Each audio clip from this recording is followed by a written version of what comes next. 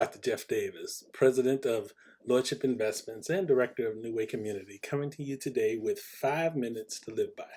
This program, we address different issues, look at different topics such as real estate, insurance, finance, sales, Christian values, marriage, etc.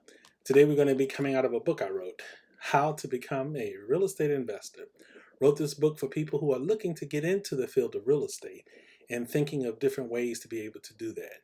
How to become a real estate investor. Today, we're going to be talking from the subject or the topic, how to let other people benefit from your real estate knowledge. Now, I've got some friends that are doctors, and one of the things I find is that anytime any of us are together and one of us has some type of minor ailment going on, which happens as you get older, one of them will typically offer some words of advice. They're not giving you medical advice or doing anything that your regular doctor would do during an appointment, but they just share from their knowledge. And I've always come to appreciate that. The same thing happens when it comes to real estate. Not everybody understands this field we call real estate. For most people, their knowledge of real estate is going to be limited to either owning their own home or renting an apartment. So their knowledge of real estate in and of itself is typically pretty general. But you find that as you talk to different people, sometimes your friends or families or even people at times that you don't know too well and questions come up, that your knowledge of real estate can be a real asset to helping them. I've sat, for example, with people who were having problems with some tenants that they were dealing with, and then just kind of offer some little tidbits and stuff, and they kind of stop and they say, "Oh, that's great. I didn't know, you were involved in real estate." And say, "Yeah, I've been involved in real estate for a bit, and I've had tenants, so I kind of understand exactly what you're going through." Or when people are talking about buying a house, this is going to be their first house, and they're trying to figure out what to do. I always tell people looking for a house, the most important part of buying a house is not buying the house. It's not finding the house. You would like to think that's the most important thing, but actually you have to position yourself to be able to buy the house. You have to have your financing in place. Whether that's going to be all cash, it's going to be mortgaged, etc. You want to make sure that you know exactly how much you can buy, and you do that typically by becoming pre-qualified with a lender. So you go to a lender, you give them your information, and then they basically tell you how much you are qualified to buy. Now people will say, well, why do that? So because finding a house is not hard. There are plenty of houses out here for sale. There are very nice neighborhoods to move into.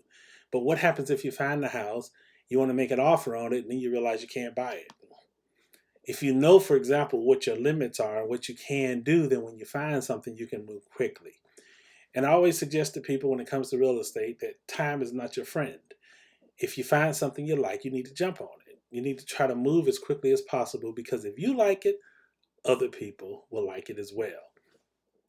So, all of this vast knowledge that you're acquiring about real estate, the little things that you learn to do, whether you're working in wholesaling, fix and flipping, you're renting properties, um, if you take that knowledge and make it available to people on occasion, this isn't to say you're going out and you're teaching things per se, but you just make it available there. You'll find that it gives you a good feeling to know that something that you know helps other people.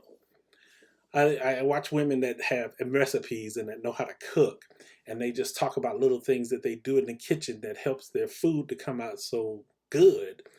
And you can kind of see the smile on their face because they know that what they have benefits other people. As a real estate investor, you will be plummeted with a lot of challenges and difficulties, obstacles. Sometimes dealing with people can be the hardest job on the planet.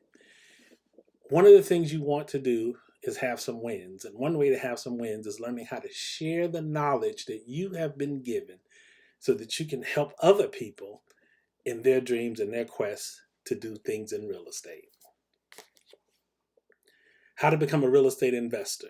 You can pick this book up at www.nwcom.org. Again, that's www.nwcom.org. Or you can go to Amazon, look for books from Dr. Jeff Davis or Jeff Davis, pick up a copy. I'm glad we've had a chance to take this time and to just talk a bit.